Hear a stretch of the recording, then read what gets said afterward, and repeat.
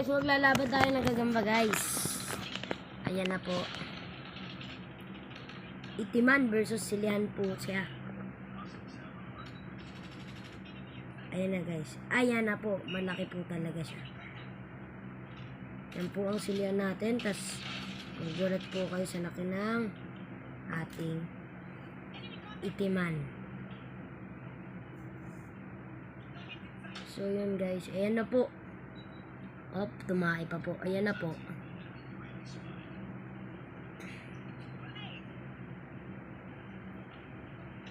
Op, yeah. Ayan na. Silihan po itong isa. Ayan na po. Kinagat po ang ating Silihan. Pero lumalaban po talaga si Silihan natin guys. Lumalaban po talaga siya guys. Pero nanghina siya ngayon. Sayang. Hindi natin nakita yung binabalutan eh. Balutan mo na kagad guys. Ayan po. Op. Pinitik lang po.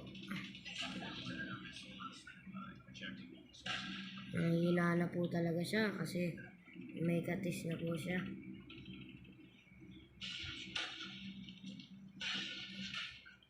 Pero kayang-kaya niyan, alam ko yan. Silihan, lasunan yan eh. Oh, yun ako. Malakas po talaga yung Itiman natin. Malaki kasi siya. Stop natin guys. Ayan na po guys. Binalutan na po siya. Hindi po natin napakita yung kanina kasi laglag po sila ng laglag. Laglag talaga. Nagbablog ako dito Kyle, kaya wag ka magulo. Panalo po talaga ang Itiman natin. Kanina po nilanggam po sila eh. Kaya panalo po talaga ang Itiman natin. So yung guys, susunod naman.